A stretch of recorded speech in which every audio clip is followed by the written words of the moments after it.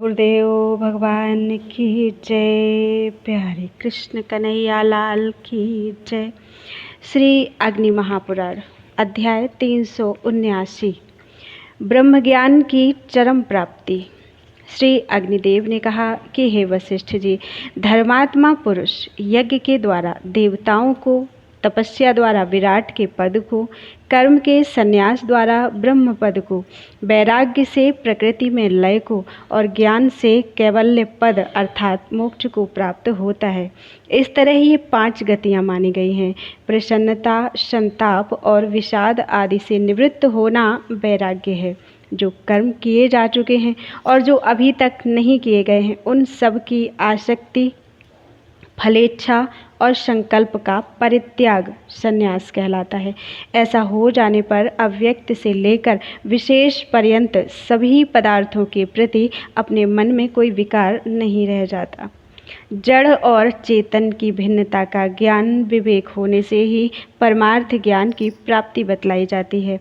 परमात्मा सबके आधार हैं, वे ही परमेश्वर हैं। वेदों और वेदांतों में अर्थात उपनिषदों में भी विष्णु नाम से उनका यशोगान किया जाता है। वे यज्ञों के स्वामी हैं। प्रवृत्ति मार्ग से चलने वाले लोग यज्ञ पुरुष के रूप में उनका यजन करते हैं तथा निवृत्ति मार्ग के पथिक ज्ञान योग के द्वारा उन ज्ञान स्वरूप परमात्मा का साक्षात्कार करते हैं।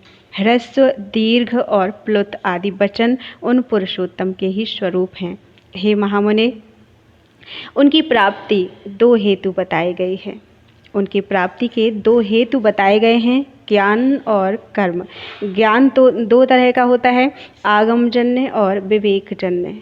शब्द ब्रह्म अर्थात वेदादि शास्त्र और प्रणव का बोध आगमजन्य है तथा परब्रह्म का ज्ञान विवेकजन्य ज्ञान है।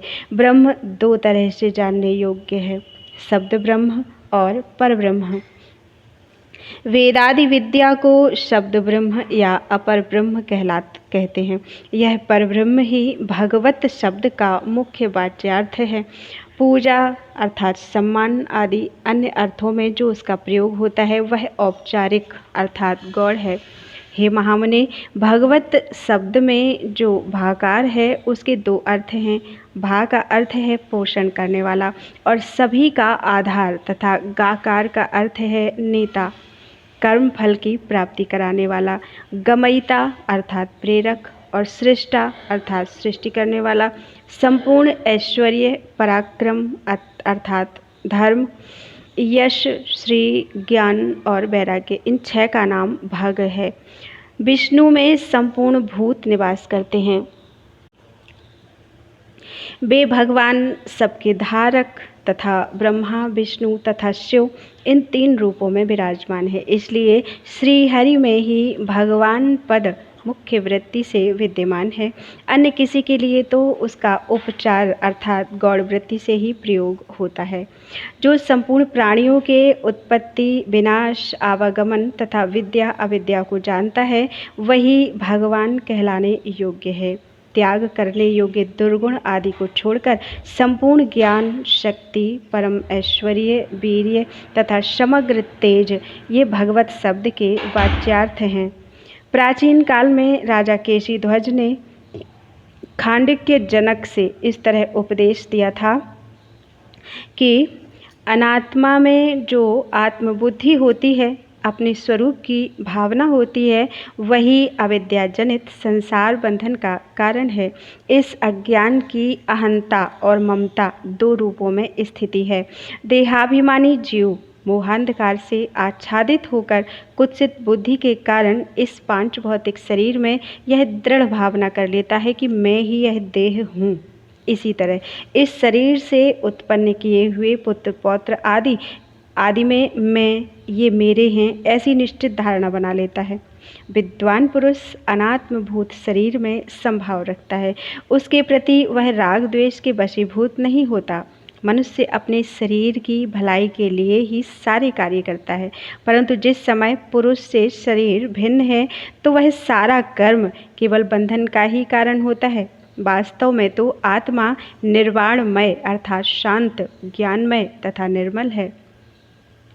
दुखानुभव रूप जो धर्म है वह प्रकृति का है, आत्मा का नहीं। जिस प्रकार जल स्वयं तो अग्नि से असंग है, परंतु आग पर रखी हुई बटलोई के संसर्ग में उसमें ताप जाति खलखलाहट आदि के शब्द होते हैं। हे महामुने, इसी तरह आत्मा भी प्रकृति के संग से अहंता, ममता आदि दोष स्वीकार करके प्राकृत धर्मों को ग्रहण करता है। वास्तव में तो वह उनसे सर्वथा भिन्न और अविनाशी है। विषयों में आसक्त हुआ मन बंधन का कारण होता है, और वही जिस समय विषयों से निवृत्त हो जाता है तो ज्ञान प्राप्ति में सहायक होता है। इसलिए मन को विषयों से हटाकर ब्रह्म स्वरूप श्री हरि का स्मरण करना चाहिए। हे मुने, जैसे चुंबक पत्थर लोहे को अपनी तरफ खींच लेता है, उसी तरह जो ब्रह्म का ध्यान करता है उसको वह ब्रह्म अपनी ही शक्ति से अपने स्वरूप में मिला लेता है। अपने प्रयत्न की अपेक्षा से जो मन की विशिष्ट गति होती है उसका ब्रह्म से संयोग होना ही योग कहलाता है। जो पुरुष स्थिर भाव से समाधि में स्थित होता है वह परब्रह्म को प्राप्त होता है।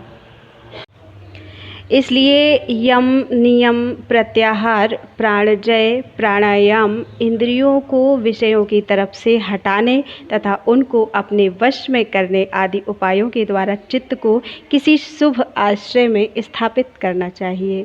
ब्रह्म ही चित्त का शुभ आश्रय है। वह मूर्त और अमूर्त रूप से दो तरह का है। सनक सनंदन आदि मुनि ब्रह्म भावना से युक्त हैं तथा देवताओं से लेकर स्थावर जंगम पर्यंत संपूर्ण प्राणी कर्म भावना से युक्त है। हिरण्यगर्भ ब्रह्मा आदि में ब्रह्म भावना और कर्म भावना दोनों ही है। इस तरह यह तीन तरह की भावना बतलाई गई है। संपूर्ण विश्व ब्रह्म है। इस भाव से ब्रह्म की उपासना की जाती है जहाँ सब भेद शांत हो जाते हैं, जो सत्ता मात्र और वाणी का अगोचर है तथा जिसे स्वसंवेद्य अर्थात स्वयं ही अनुभव करने योग्य माना गया है, वही ब्रह्म ज्ञान है। वही रूपहीन विष्णु का उत्कृष्ट स्वरूप है जो अजन्मा और अविनाशी है। अमूर्त रूप का ध्यान पहले कठिन होता है, इसलिए मूर्त आदि का चिंतन करना चाहिए। ऐसा करने वाला मनुष्य भगवत भाव को प्राप्त होकर परमात्मा के साथ एकीभूत अर्थात अभिन्न हो जाता है। भेद की प्रतीति तो अज्ञान से ही होती है।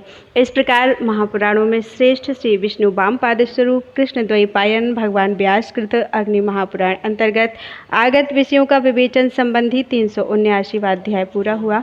बोलो वृंदावन बिहारी लाल की जय। अध्याय 380 अद्वैत ब्रह्म का विज्ञान। अधुना मैं उस अद्वैत ब्रह्म विज्ञान का वर्णन करने जा रहा हूँ जिसे भरत ने शौवीर राज को बतलाया था। प्राचीन काल की बात है। राजा भरत शालग्राम क्षेत्र में रहकर भगवान वासुदेव की पूजा आदि करते हुए तपस्या कर रहे थे। उनकी एक मृग के प्रति आसक्ति हो गई थी, इसलिए अंतकाल में उसी का स्मरण करते हुए प्राण त्यागने के कारण उनको मृग होना पड़ा था। मृग योनि में भी वे जातिस्मर हुए। उनको पूर्व जन्म की बातों का स्मरण रहा, इसलिए उस मृग शरीर का परित्याग करके वे स्वयं ही योग बल से एक ब्राह्मण के रूप में प्रकट हुए। उनको अद्वैत ब्रह्म का पूर्ण बोध था। वे साक्षात ब्रह्म स्वरूप तो थे ही, तो भी लोक में जड़वत अर्थात ज्ञान शून्य मूक की भांति व्यवहार करते थे। उनको हृष्ट पुष्ट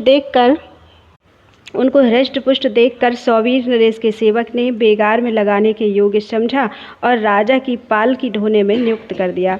सेवक के कहने से वे शौवीर राज की पालकी ढोने लगे। यद्यपि वे ज्ञानी थे, तथापि बेगार में पकड़ जाने पर अपने प्रारब्ध भोग का क्षय करने के लिए राजा का भार वहन करने लगे, परंतु उनकी गति मंद थी। वे पालकी में पीछे की तरफ लगे थे तथा उनके सिवा दूसरे जितने कहार थे वे सब के सब तेज चल रहे थे। राजा ने देखा अन्य कहार शीघ्रगामी हैं तथा तीव्र गति से चल रहे हैं। यह जो नया आया है इसकी गति बहुत मंद है। तत्पश्चात वे बोले। राजा ने कहा कि अरे क्या तू थक गया? अभी तो तूने थोड़ी ही दूर तक मेरी पालकी ढोई है, क्या परिश्रम नहीं सहा जाता? क्या तू मोटा ताजा नहीं है? देखने में तो खूब मुष्टंड जान पड़ता है। ब्राह्मण ने कहा कि हे राजन, ना मैं मोटा हूँ, ना मैंने आपकी पालकी ढोई है, ना मुझको थकावट आई है, ना परिश्रम करना पड़ा है, और ना मुझ पर आपका कुछ भी भार ही है। पृथ्वी पर दोनों पैर हैं, पैरों पर जंघाएं हैं, जंघाओं के ऊपर उरु और उरुओं के ऊपर उदर है, उदर के ऊपर वक्षस्थल, भुजाएं और कंधे हैं, तथा यह कंधों के ऊपर यह पालकी रखी गई है। फिर मेरे ऊपर यहाँ कौन सा भार है?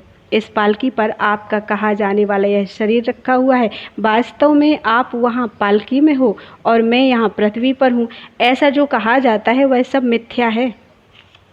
कबीर नरेश, मैं, आप तथा अन्य जितने भी जीव हैं, सभी का भार पंचभूतों के द्वारा ही ढोया जा रहा है। ये पंचभूत भी गुणों के प्रवाह में पड़कर चल रहे हैं। हे पृथ्वीनाथ, सत्व आदि गुण कर्मों के अधीन हैं तथा कर्म अविद्या के द्वारा संचित हैं। जो संपूर्ण जीवों में वर्तमान है, आत्मा तो शुद्ध अक्षर अर्थात अविनाशी, शांत, निर्गुण और प्रकृति से परे है। संपूर्ण प्राणियों में एक ही आत्मा है, उसकी ना तो कभी वृद्धि होती है और ना ह्रास ही होता है। हे राजन, जिस समय उसकी वृद्धि नहीं होती और ह्रास भी नहीं होता, तो आपने किस युक्ति से व्यंग्य पूर्वक यह प्रश्न किया है कि क्या तू मोटा ताजा नहीं है? यह पृथ्वी पैर, जंघा, उरु, कटी और उदर आदि आधारों एवं कंधों पर रखी हुई यह पालकी मेरे लिए भार स्वरूप हो सकती है, तो यह आपत्ति तुम्हारे लिए भी समान है, अर्थात तुम्हारे लिए भी यह भार रूप कही जा सकती है। तथा इस युक्ति से अन्य सभी जंतुओं ने भी केवल पालकी ही नहीं उठा रखी है, पर्वत, पेड़, ग्रह और पृथ्वी आदि का भार भी अपने ऊपर ले रखा है। हे नरेश, सोचो तो सही, जिस समय प्रकृति जन्य साधनों से पुरुष सर्वथा भिन्न है, तो कौन सा महान भार मुझको सहन करना पड़ता है? जिस द्रव्य से यह पालकी बनी है, उसी से मेरे, तुम्हारे तथा इन संपूर्ण प्राणियों के शरीरों का निर्माण हुआ है। इन सब की समान द्रव्यों से पुष्टि हुई है। यह सुनकर राजा पालकी से उतर पड़े और ब्राह्मण के चरण पकड़कर क्षमा मांगते हुए बोले, हे भगवान, अधुना पालकी छोड़कर मुझ पर कृपा कीजिए। मैं आपके मुख से कुछ सुनना चाहता हूँ, मुझको उपदेश दीजिए। साथ ही यह भी बताइए कि आप कौन हैं और किस निमित्त अथवा किस कारण से यहाँ आपका आगमन हुआ है। ब्राह्मण ने कहा कि हे राजन, सुनो, मैं अमुक हूँ, यह बात नहीं कही जा सकती, तथा आपने जो आने का कारण पूछा, उसके संबंध में मुझको इतना ही कहना है कि कहीं भी आने जाने की क्रिया कर्म फल का उपयोग करने के लिए ही होती है। सुख दुख के उपभोग ही भिन्न भिन्न देश अथवा शरीर आदि की प्राप्ति कराने वाले हैं, तथा धर्म अधर्म जनित सुख दुखों को भोगने के लिए ही जीव विविध तरह के देश अथवा शरीर आदि को प्राप्त होता है। राजा ने कहा कि हे ब्राह्मण, जो है अर्थात जो आत्मा सत स्वरूप से विराजमान है तथा कर्ता भोक्ता रूप में प्रतीत हो रहा है, उसको मैं हूँ ऐसा कहकर क्यों नहीं बतलाया जा सकता? हे द्विजवर, आत्मा के लिए अहम शब्द का प्रयोग तो दोषावह नहीं जान पड़ता। ब्राह्मण ने कहा कि हे राजन, आत्मा के लिए अहम शब्द का प्रयोग दोषावह नहीं है। आपका यह कथन बिल्कुल ठीक है, परंतु अनात्मा में आत्म तत्व का बोध कराने वाला अहम शब्द तो दोषावह ही है। अथवा जहाँ कोई भी शब्द भ्रमपूर्ण अर्थ को लक्षित कराता हो, वहाँ उसका प्रयोग दोषयुक्त ही है। जिस समय संपूर्ण शरीर में एक ही आत्मा की स्थिति है, तो कौन आप और कौन मैं हूँ? ये सब बातें व्यर्थ हैं। हे राजन, तुम राजा हो, यह पालकी है, हम लोग इसको ढोने वाले कहार हैं, ये आगे चलने वाले सिपाही हैं, तथा यह लोक तुम्हारे अधिकार में है। यह जो कहा जाता है यह सत्य नहीं है। वृक्ष से लकड़ी होती है और लकड़ी से यह पालकी बनी है जिसके ऊपर आप बैठे हुए हो। हे सौवीर नरेश, बोलो तो इसका वृक्ष और लकड़ी नाम क्या हो गया? कोई भी चेतन मनुष्य यह नहीं कहता कि महाराज वृक्ष पर बैठे हुए हैं या महाराज लकड़ी पर चढ़े हुए हैं। सब आपको पालकी पर ही सवार बतलाते हैं, परंतु पालकी क्या है? हे नृपश्रेष्ठ, रचना कला के द्वारा एक विशेष आकार में परिणत हुई लकड़ियों का समूह ही तो पालकी है। यदि आप इसको कोई भिन्न वस्तु मानते हैं, तो इसमें से लकड़ियों को अलग करके पालकी नाम की कोई चीज़ ढूंढो तो सही। यह पुरुष, यह स्त्री, यह गौ, यह घोड़ा, हाथी, पक्षी और वृक्ष, ये सब इस तरह कर्मजनित भिन्न भिन्न शरीरों में लोगों ने विविध तरह के नामों का आरोप कर लिया है। इन संज्ञाओं को लोक कल्पित ही समझना चाहिए। जिह्वा अहम अर्थात मैं का उच्चारण करती है, दांत, होठ, तालु और कंठ आदि भी उसका उच्चारण करते हैं, परंतु ये अहम अर्थात मैं पद के वाच्यार्थ नहीं हैं, क्योंकि ये सब के सब शब्दोच्चारण के साधन मात्र हैं। किन कारणों या उक्तियों से जिह्वा कहती है कि वाणी ही अहम अर्थात मैं हूँ? यद्यपि जिह्वा यह कहती है, तथापि यदि मैं वाणी नहीं हूँ ऐसा कहा जाए तो यह कदापि मिथ्या नहीं है। हे राजन, मस्तक और गुदा आदि के रूप में जो शरीर है वह पुरुष अर्थात आत्मा से सर्वथा भिन्न है। ऐसी दशा में मैं किस अवयव के लिए अहम संज्ञा का प्रयोग करूं? हे भूपाल शिरोमणे, यदि मुझ आत्मा से भिन्न कोई भी अपनी पृथक सत्ता रखता हो तो यह मैं हूँ, यह दूसरा है, ऐसी बात भी कही जा सकती है। वास्तव में पर्वत, पशु तथा वृक्ष आदि भेद सत्य नहीं है। शरीर दृष्टि से ये जितने भी भेद प्रतीत हो रहे हैं सब के सब कर्मजन्य हैं। संसार में जिसे राजा या राजसेवक कहते हैं वह तथा और भी इस तरह की जितनी संज्ञाएं हैं वे कोई भी निर्विकार सत्य नहीं हैं। हे भूपाल, आप संपूर्ण लोक के राजा हो, अपने पिता के पुत्र हो, शत्रु के लिए शत्रु हो, धर्म पत्नी के लिए पति हो और पुत्र के लिए पिता हो। इतने नामों के होते हुए भी मैं आपको क्या कहकर पुकारूं? हे पृथ्वीनाथ, क्या यह मस्तक आप हो? परंतु जिस प्रकार मस्तक आपका है वैसे ही उदर भी तो है, फिर उदर क्यों नहीं हो? तो क्या इन पैर आदि अंगों में से आप कोई हो? नहीं, तो ये सब तुम्हारे क्या हैं? हे महाराज, इन समस्त अवयवों से आप पृथक हो, इसलिए इनसे अलग होकर ही अच्छी तरह विचार करो कि वास्तव में मैं कौन हूँ। यह सुनकर राजा ने उन भगवत स्वरूप अवधूत ब्राह्मण से कहा कि हे ब्राह्मण, मैं आत्म कल्याण के लिए उद्यत होकर महर्षि कपिल के पास कुछ पूछने जा रहा हूँ। आप भी मेरे लिए इस पृथ्वी पर महर्षि कपिल के ही अंश हैं, इसलिए आप ही मुझको ज्ञान दें, जिससे ज्ञान रूप महासागर की प्राप्ति होकर परम कल्याण की सिद्धि हो। वह उपाय मुझको बतलाइए। ब्राह्मण ने कहा कि हे राजन, आप फिर कल्याण का ही उपाय पूछने लगे। परमार्थ क्या है यह नहीं पूछते। परमार्थ ही सभी तरह के कल्याणों का स्वरूप है। मनुष्य देवताओं की आराधना करके धन संपत्ति की इच्छा करता है, पुत्र और राज्य पाना चाहता है, परंतु सौवीर नरेश, तुम ही बताओ, क्या सही उसका यह श्रेय है? इसी से उसका कल्याण होगा। विवेकी पुरुष की दृष्टि में तो परमात्मा की प्राप्ति ही श्रेय है। एक यज्ञादि की क्रिया तथा द्रव्य की सिद्धि को वह श्रेय नहीं मानता। परमात्मा और आत्मा का संयोग, उनके एकत्व का बोध ही परमार्थ माना गया है। परमात्मा एक अर्थात अद्वितीय है। वह सभी जगह समान रूप से व्यापक, शुद्ध, निर्गुण, प्रकृति से परे, जन्म वृद्धि आदिहीन, सर्वगत, अविनाशी, उत्कृष्ट, ज्ञान स्वरूप, गुण आदि के संसर्ग से हीन एवं विभु है। अधुना मैं आपको निदाघ और ऋभु का संवाद सुनाता हूँ, ध्यान देकर सुनो। ऋतु ब्रह्मा जी के पुत्र और ज्ञानी थे। ऋभु पुलस्त्य नंदन निदाघ ने उनकी शिष्यता ग्रहण की। ऋभु विद्या पढ़ लेने के पश्चात निदाघ देवी का नदी के तट पर एक नगर में जाकर रहने लगे। ऋतु ने अपनी शिष्य के निवास स्थान का पता लगा लिया था। 1000 दिव्य वर्ष बीतने के पश्चात एक दिन ऋभु निदाघ को देखने के लिए गए। उस समय निदाघ बलि वैष्णदेव के अनंतर अन्न भोजन करके अपने शिष्य से कह रहे थे कि भोजन के बाद मुझको तृप्ति हुई है, क्योंकि भोजन ही अक्षय तृप्ति संप्रदान करने वाला है। यह कहकर भी तत्काल आए हुए अतिथि से भी तृप्ति के विषय में पूछने लगे। तत्पश्चात ऋतु ने कहा कि हे ब्राह्मण, जिसको भूख लगी होती है उसी को भोजन के पश्चात तृप्ति होती है। मुझको तो कभी भूख ही नहीं लगी, फिर मेरी तृप्ति के विषय में क्यों पूछते हो? भूख और प्यास देह के धर्म हैं, मुझ आत्मा का ये कभी स्पर्श नहीं करते। आपने पूछा है इसलिए कह रहा हूँ, मुझको सदा ही तृप्ति बनी रहती है।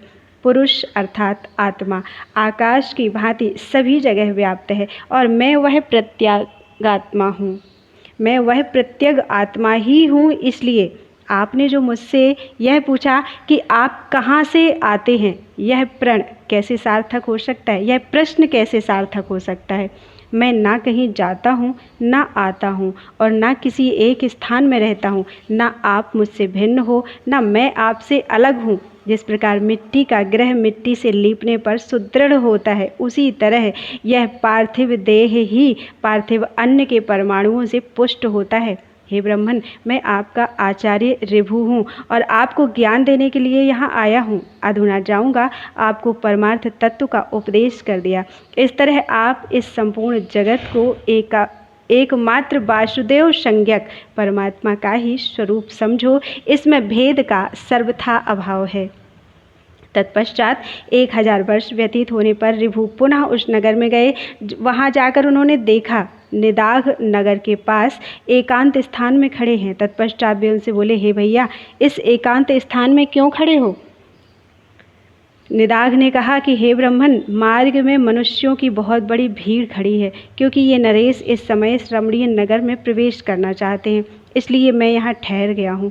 ऋभु ने प्रश्न किया कि हे द्विश्रेष्ठ, आप यहाँ की सब बातें जानते हो? बताओ, इनमें नरेश कौन है और कौन दूसरे लोग हैं? निदाघ ने कहा कि हे ब्राह्मण, जो इस पर्वत शिखर के समान खड़े हुए मत वाली गजराज पर चढ़े हैं, वही ये नरेश हैं, तथा जो उनके चारों तरफ से घेर कर खड़े हैं, वे ही दूसरे लोग हैं। यह नीचे वाला जीव हाथी है और ऊपर बैठे हुए सज्जन महाराज हैं। ऋभु ने कहा कि मुझको समझाकर बताओ, इनमें कौन राजा है और कौन हाथी? निदाघ बोले, अच्छा बतलाता हूँ। यह कहकर निदाघ ऋभु के ऊपर चढ़ गए और बोले, अधुना दृष्टांत देखकर आप वाहन समझ लो। मैं तुम्हारे ऊपर राजा के समान बैठा हूँ और आप मेरे नीचे हाथी के समान खड़े हो। तत्पश्चात ऋभु ने निदाघ से कहा, मैं कौन हूँ और आपको क्या कहूँ? इतना सुनते ही निदाघ उतरकर उनके चरणों में गिर पड़े और बोले, निश्चय ही आप मेरे गुरुजी महाराज हैं, क्योंकि दूसरे किसी का हृदय ऐसा नहीं है जो निरंतर अद्वैत संस्कार से सुसंस्कृत रहता हो। ऋभु ने निदाघ से कहा, मैं आपको ब्रह्म का बोध कराने के लिए आया था और परमार्थ सारभूत अद्वैत तत्व का दर्शन आपको करा दिया। ब्राह्मण जड़भरत ने कहा कि हे राजन, निदाघ उस उपदेश के प्रभाव से अद्वैत परायण हो गए। अधुना वे संपूर्ण प्राणियों को अपने से अभिन्न देखने लगे। उन्होंने ज्ञान से मोक्ष प्राप्त किया था, उसी तरह आप भी प्राप्त करोगे। आप, मैं तथा ये संपूर्ण जगत सब एकमात्र व्यापक विष्णु का ही स्वरूप है। जिस प्रकार एक ही आकाश नीले पीले आदि भेदों से अनेक सा दिखाई देता है, उसी तरह भ्रांत दृष्टि वाले पुरुषों को एक ही आत्मा भिन्न भिन्न रूपों में दिखाई देता है। श्री अग्निदेव ने कहा कि हे वशिष्ठ जी, इस सारभूत ज्ञान के प्रभाव से शौवीर नरेश भवबंधन से मुक्त हो गए। ज्ञान स्वरूप ब्रह्म ही इस अज्ञानमय संसार वृक्ष का शत्रु है। इसका निरंतर चिंतन करते रहना चाहिए। इस प्रकार महापुराणों में श्रेष्ठ श्री विष्णु वामपाद स्वरूप कृष्ण द्वैपायन भगवान व्यासकृत अग्नि महापुराण अंतर्गत आगत विषयों का विवेचन संबंधी 380वां अध्याय पूरा हुआ। बोलो वृंदावन बिहारी लाल की जय।